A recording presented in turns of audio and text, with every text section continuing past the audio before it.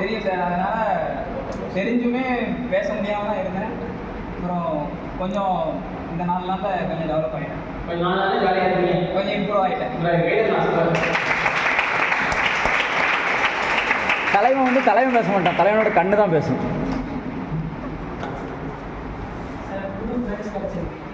நீங்களே ரெண்டாவது சொன்னீங்க, எல்லாரும் பேசுறேன். நான் முடிச்சிட்டேன், வரதுக்குள்ளே முடிச்சிட்டேன். புதுசாக நிறைய தெரிஞ்சுக்கலாம். நீங்களே நான் எல்லாருமே பேசுகிறேன், எல்லாரும் சேர்ந்து கற்றுக்கணும். நானும் நான் பார்த்துக்கிட்டேன்.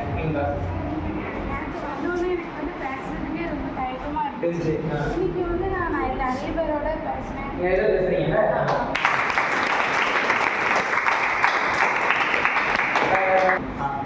சார் ஒரு இந்த மண்டேக்கு முன்னாடி வரைக்கும் என்ன ஆகுது, சண்டே வீட்டுக்கு போயிட்டு ஒரு நல்ல டென்ஷனாக சுற்றிட்டு இருந்தேன். இருந்துட்டு கிளாஸை வந்துட்டு அங்கே போயிட்டு மறுபடியும் டென்ஷனாக இருப்பேன். ஏதாவது சும்மா சாப்பிட்டு நீங்கள் என்ன பண்ணீங்கன்னா அது ஏதாவது கிராமர் வக்காபுலரின்னு ஏதாவது நடத்தீங்கன்னு நினச்சி வந்தேன். ஆனால் அது 4 நாள் வந்து நல்லா இருக்கு. எதாவது ஓடவும் டிப்ரெஷனில் இருக்கேன். ஏதாவது வந்து உட்காண்டா வந்து கொஞ்சம் வந்து மைண்ட் ரிலீஃப் ஆகும்.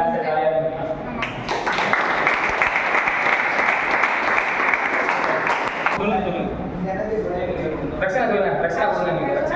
கிளாஸ்ல வந்து யாருக்குமே வந்து ஃபீட்பேக் எதுவும் கொடுத்தது கிடையாது. ஃபர்ஸ்ட் டைம் ஏன்னா கான்ஃபிடன்ட் பேச ஆரம்பிச்சிருக்கேன். யாராவது கொஸ்டின்ஸ் கேட்டால் ஆன்சர் சொன்னதே கிடையாது. கிளாஸ் எந்த ட்ரைனர்ஸ் டீச்சர்ஸ் யாருமே ஆன்சர் செஞ்சாலும் உள்ளுக்குள்ளேயே ஃப்ரெண்ட்ஸ் வெளியே சொல்ல மாட்டேன். அதனால எனக்கு தெரிஞ்சு இங்கே வந்து ஆன்சர் சொல்லவோ யோசிச்சது உடனே இம்ப்ளிமெண்ட் பண்ணணும். அதுக்கப்புறம் கான்ஃபிடன்ஸ் பேசணும், யாருமே எதுவும் நினைக்க போகிறது இல்லை அப்படிங்கிறத புரிஞ்சுக்கிட்டேன். அதுக்கப்புறம் வந்து நம்ம எவ்வளோக்குள்ள யோசிக்கிறோமோ அவ்வளோக்குள்ள நமக்கு ஆன்சர்ஸ் கிடைக்கும், எல்லா விஷயத்துலேயும் ரிசல்ட் கிடைக்கும் அப்படிங்கிறது.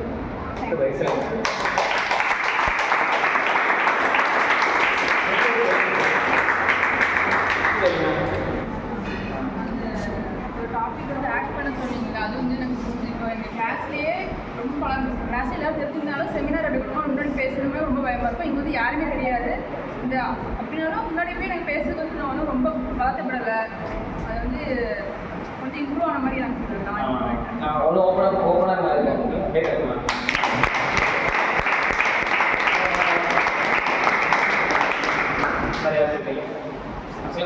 இந்த செக்ஷனில் வந்து நான் என் கிளாஸில் உள்ளவங்ககிட்ட இதுவரை பேசாத நிறைய பேர்கிட்ட நான் பேசினேன். நான் என்ன நினைக்கிறேன்னா இந்த 4th இயரில் வந்து இப்போ 4 பேர்கிட்ட எக்ஸ்ட்ரா பேசுகிறதுக்கு ஃபஸ்ட் இயரில் இந்த மாதிரி இருந்தால் நிறைய ஃப்ரெண்ட்ஸோட நல்லா பேசலாம்.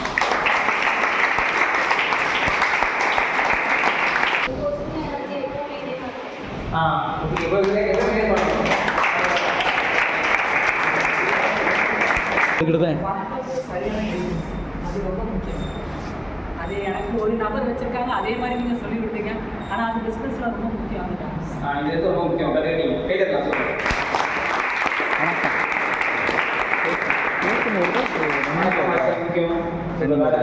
நான் வந்ததுக்கப்புறம் சொல்லுங்க. ரைட்டு. வந்து 8 பேர் வேறு கேட்டாங்க. அப்போ வந்து நான் யோசித்தேன், வந்து பேசணும், அங்கே போய் முன்னாடி இருந்து பேசணும், நம்மளுக்கு வராத என்ன பண்ண அப்படின்னு சொல்லிட்டு. அதுக்கப்புறம் நான் ஃபஸ்ட் டே வந்து கிளாஸ்க்கு வரல. ஃபஸ்ட் டே லீவ் எடுத்துட்டேன். செகண்ட் டே தான் வந்தேன். செகண்ட் டேவுமே ஆடிட்டோரியத்தில் ஒரு ஃபங்க்ஷன் நடந்துச்சு. அங்கே போவியா அப்படின்னு பார்க்கும்போது அனிதா தான் சொன்னால் சாஃப்ட் ஸ்கில் வாங்க, எப்படி இருக்கு ட்ரை பண்ணுங்க அப்படின்னு. அப்போ எனக்கு உண்மையிலே ரொம்ப பிடிச்சிருந்துச்சு. ஏன்னா 2 நாள் சந்தோஷமாக இருந்தனால அது இந்த 3 நாள் தான்.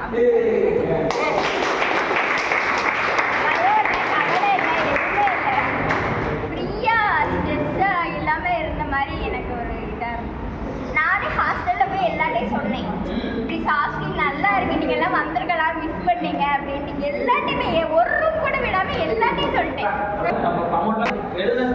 நான் நானா இருந்தேன் 4 நாள்.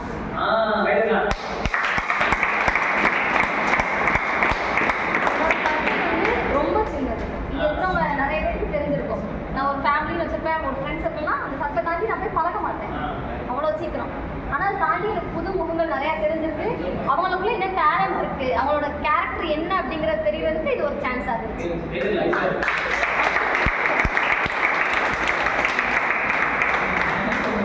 நான் ஹாஸ்டலில் போய் என்ன பண்ணிக்கிட்டு இருக்கேன்னா, யாராச்சும் பண்ணுறாங்கன்னா அந்த விஷயத்த வந்து பாராட்டுறேன். அப்போ சொல்லும்போது நீங்கள் மனசார பாராட்டுறேன்னு சொல்றீங்களா, அதே டோனில் நாங்கள் போய் சொல்லி அந்த மாதிரி தான் பண்ணிக்கிட்டு இருக்கேன். அது எனக்கு பிடிச்சிருந்துச்சு. ஒரு நார்மலாக அவங்க ஏதாச்சும் ஒரு விஷயம் பண்ணுறாங்க அப்படின்னா பிடிச்சிருந்துச்சுன்னா நல்லா இருக்குன்னு சொல்லிட்டு போயிடுவேன். ரொம்ப அப்ரிஷியேட் பண்ணி தருவேன். ஆனால் இப்போ வந்து என்ன சொல்கிறேன்னா, அவள் பண்ணது பிடிச்சிருக்கு, அவள்கிட்டையும் சொல்கிறேன், சுற்றி இருக்கிற எல்லாத்தையும் சொல்கிறேன். அந்த விஷயம் நான் மாற்றிக்கிட்டேன்.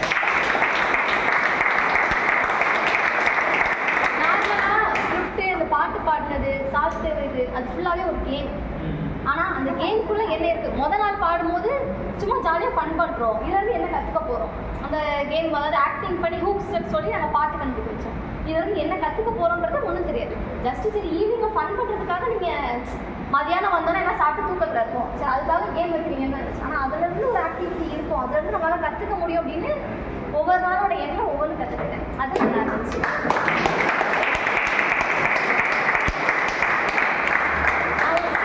உள்ளே இருந்தேன், அதை விட்டு நான் வெளில வந்துட்டேன். அது எனக்கு பிடிச்சிருக்கு. நான் ஃபஸ்ட்டு இந்த ஸ்டீரியோ ஸ்டேப் வந்து நான் யோசிச்சிருப்பேன், இப்போ 10 பேர் இருக்காங்கன்னா அதான் முதல் நாளே அதை சொல்லிடுவேன். ஸ்ட்ரகிள் என்ன அப்படின்னா 10 பேர் இருக்கும்போது முன்னாடி பேசிக்கிட்டு இருந்தவ பேசாமல் அமைதியான அதே மாதிரி பழையபடி நான் வந்து பேசியிருக்கேன். அதை கம்பேர் கொடுத்துட்டு இருக்கேன்னு ஒரு இது இருந்துச்சு. ஒரு எப்படி சொல்கிறது, ஃபைனல் இயர் ஸ்டார்டிங்கில் யோசித்தேன் எப்படி கம்பேர் கொடுக்கணும் அந்த மாதிரி யோசிச்சுட்டு இருந்தேன். ஆனால் இப்போ நான் ஃபுல்லாக கம்ப்ளீட்டாகவே நானாக தான் இருக்கேன். யார் என்னை பற்றி என்ன நினைச்சா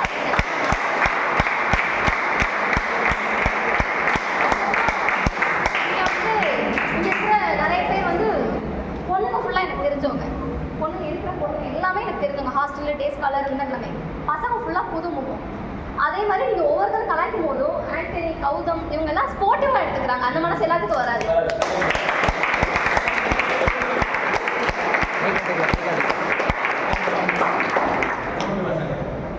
அதே மாதிரி என் டீம்மேட்ஸும் வந்து நான் என்ன சொல்கிறேன் அவங்க என்ன சொல்கிறாங்க அப்படிங்கிறதுக்கு ரொம்ப சப்போர்ட்டிவாக இருந்தாங்க. வீரா வந்து அவன் கிளாஸ் தான் நான், ஆனால் அவன் பேசி நான் பார்த்தது கிடையாது.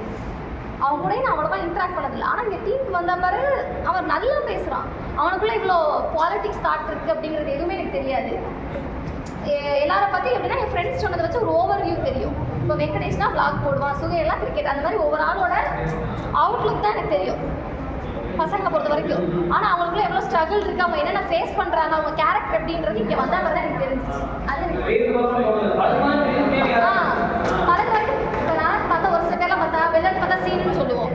ஆட்டிடியூடு சீனு எப்படி மண்டையை உடச்சு நமக்கும் உங்களை தானே பெருமையாக சொல்லிட்டு இருக்கா, கழுவி ஊற்ற வைக்கலடா ஏம்லாடி பண்ணிட்டியா? ஒவ்வொருத்தவங்களோட கேரக்டர் வந்து ஃப்ரெண்ட்ஸ் சொல்கிறத வச்சு இவங்க இப்படி தான் அப்படிங்கிற மாதிரி அசம்ஷன் இருந்துச்சு. ஆனால் அதையும் தாண்டி அவங்கள்ட்ட நல்ல குணம் இருக்குன்றது எனக்கு தெரிஞ்சுக்கிட்டேன். அது நான் தெரிஞ்சுக்கிட்டேன்.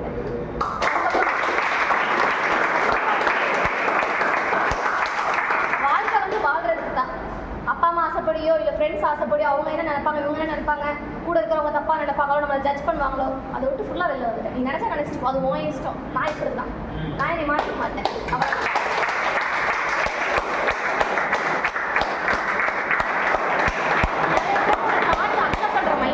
ஃபஸ்ட்டு இருந்த மைண்ட் எனக்கு எப்படி இருக்கும்னா நான் சொல்கிறது கரெக்ட் அப்படிங்கிற ஒரு பெர்ஸ்பெக்டிவ்ல இருப்பேன். ஆனால் இப்போ எப்படி மாற்றிருக்கேன்னா மற்றவங்க சொல்கிறது நம்மளோட பெட்டராக இருந்தால் அக்செப்ட் பண்ணணும். ஏன்னா என்னோட கேரக்டர் வந்து ஒரு சில டைமில் டாமினண்ட்டாக இருக்கும். அதை வந்து இப்போ நான் மாற்றிட்டேன். ஸோ அதை நான் ஒரு ஆப்பர்ச்சுனிட்டி பார்த்தேன்.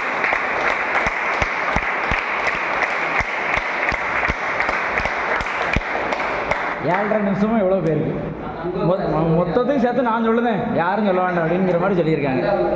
ஆமாம், அதுக்கே ஒரு பெரிய கைத்தட்டல் கொடுக்கலாம்.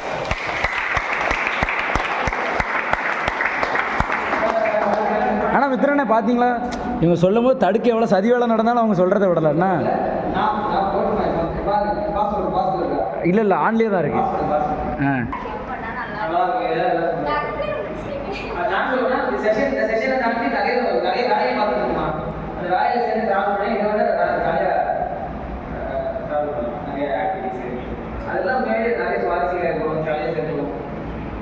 நான் அந்த செஷனை முடிச்சு 2.5 வருஷம் ஆகுதுமா மித்ரனே. நான் அந்த செஷன் முடிச்சு 2.5 வருஷம் ஆகுது. நான் முடிச்சு இந்த செஷனை 2.5 வருஷம் ஆகுது.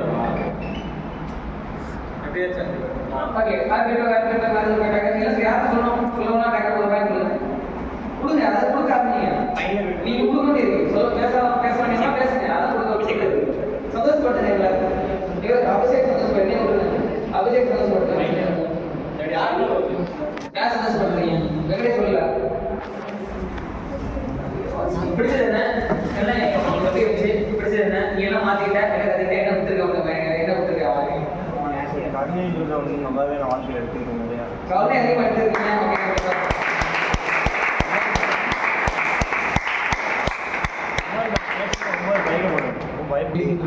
இங்கிலீஷ்லேயே போட்டு தள்ளுவாங்க அப்படின்னு நினைச்சேன். ஆனால் அப்படி எதுவுமே இல்லை, ஜாலியாக தமிழ்லேயே பேசுவாங்க.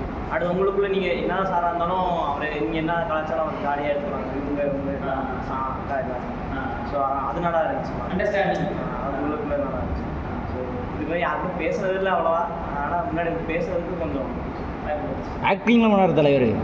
என்ன வந்து பெருசாக ஆமாம் பேசலாம். நல்லா இருந்துச்சு.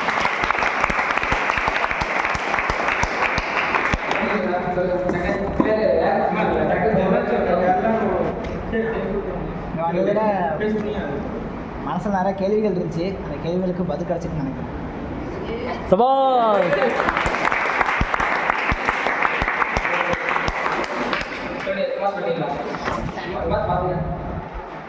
சார் இப்போ புதுசாக நிறைய பேர் பார்த்து பேசுகிறது மூலமாக ஹாப்பினஸ் ஒரு கிடைக்குது. அப்படி இல்லை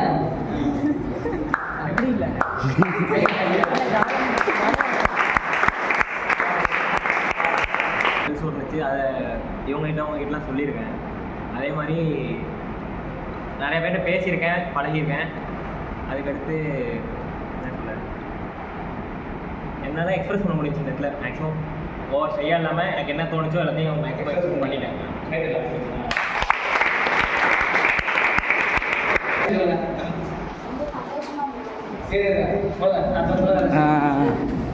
ரொம்ப சந்தோஷமா இருந்த மாதிரி தான் இருந்துச்சா? சந்தோஷமா இருந்த மாதிரி இருந்துச்சா? ரொம்ப சந்தோஷமா இருந்துச்சு. சந்தோஷமா இருந்தீங்களா? சரி, வேற ஒரு 2-3 நாளா கொஞ்சம் ரொம்ப ஸ்ட்ரெஸ்ஸாக இருந்த மாதிரி இருந்துச்சு. ஆனால் இந்த இடத்துல ரொம்ப ஹாப்பியாக போதும்.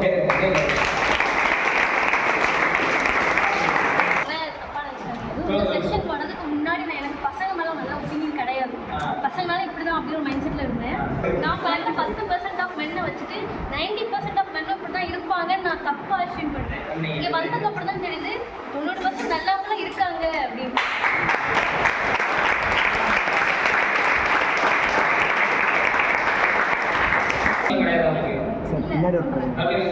ஆக்சுவலி வர்றதுக்கு இன்ட்ரெஸ்ட் கிடையாது.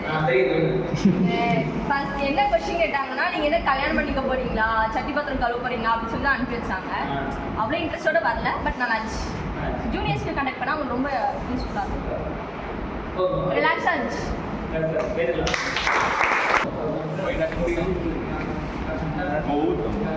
நல்லா இருந்துச்சு சார். மைண்ட் ரிலாக்ஸேஷனாக இருந்தது. ஒரு 4-5 நாள் முன்னாடி வந்து ஒரு மாதிரி ஸ்ட்ரெஸ்ஸாக தான் சுற்றிட்டு இருந்தேன். நிறைய ஒர்க் இருந்தது, பிளேஸ்மெண்ட் ஒர்க் அந்த மாதிரி நிறைய இருந்தது. அதெல்லாம் இங்கே இருக்கும்போது கொஞ்சம் ஃப்ரீயாக இருக்குது மைண்ட் செட்.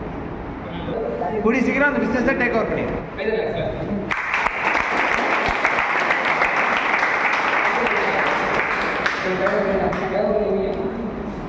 வேண்டாம், எடுக்க வேண்டாமா? நல்லா ஃபன்னாக இருந்துச்சு, ஜாலியாக இருந்துச்சு. ஒரு 4 days எதை பற்றியுமே யோசிக்கலை, ஜாலியாக வந்தோம், அப்படி போகிறோம்.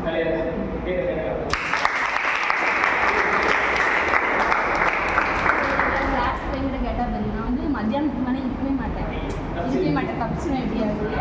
இங்கே கூட இங்கே வந்ததுக்கு ரீசன் எப்படின்னா, ஆடிட்டோரியமில் வந்து 6 மணி வேறு ஆகிடுவாங்க, கன்ஃபார்மாக போகணும்னு சொன்னாங்க. சரி அங்கே போனால் 6 மணி, இங்கே போனால் 4:30 தான், சரி இங்கே வந்துடலாம் அப்படின்னு சொல்லி தான் வந்தேன். அப்புறம் எனக்கே பிடிச்சி போச்சு, நல்லா இருக்குது கொஞ்சம்.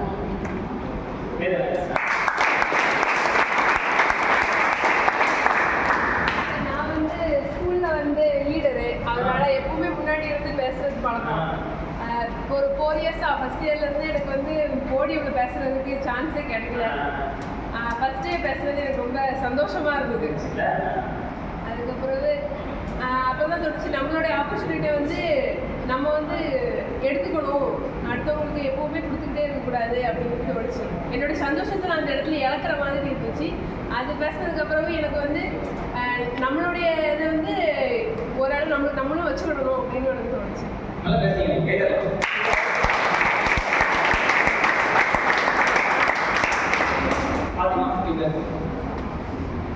கம்பல் பண்ணி தான் சார் வர வச்சாங்க. ஆனால் நல்லா இருந்தது, எதிர்பார்த்த மாதிரி ரொம்ப போரானால நல்லா போச்சு. இந்த மாதிரி சோஷியல் ஆக்டிவிட்டிஸ்லாம் பண்ணுறீங்கன்னு எனக்கு ஐடியாவே இல்லை, தெரிஞ்சுக்கிட்டேன். ஹெல்ப் பண்ணுறேன், எனக்கு முடிஞ்ச அளவுக்கு நான் ஹெல்ப்.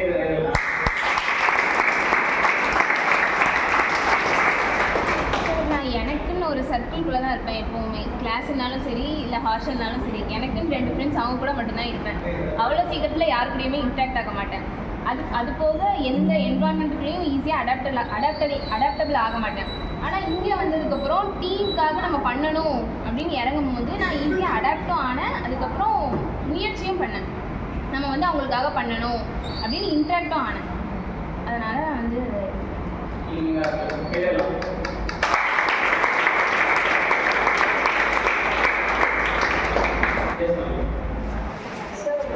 இங்கே வந்ததுக்கப்புறம் இந்த ஹால் மட்டுமே ஒரு தனி சரௌண்டிங் மாதிரியே ஃபீல் ஆச்சு சார். வெளியே வேற உலகம் மாதிரி, இங்கே வேற மாதிரி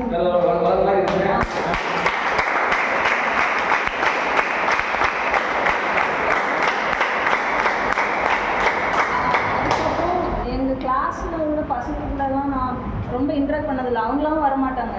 அதனால் அதை விடக்கும் இங்கே வந்து ரொம்ப நல்லா பேசின மாதிரி இருந்துச்சு. அது வந்து எனக்கு பிடிச்சது. எல்லாரும் கூட ஈவனாக தான் நான் பேசுவேன். அதனால ஆமாம்.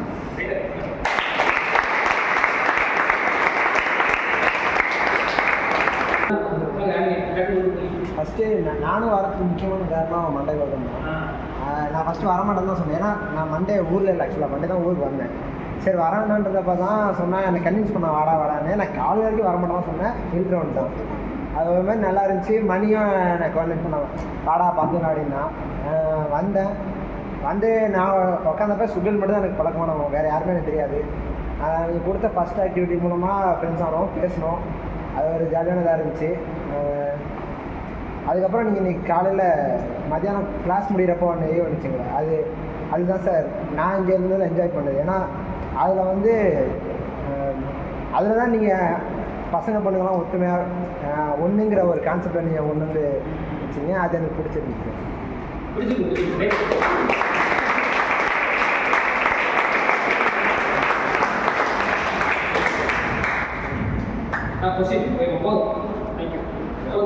நான் தான் கேமராமேன். அரை மணி நேரம் வீடியோ எடுத்தது நான் தான்.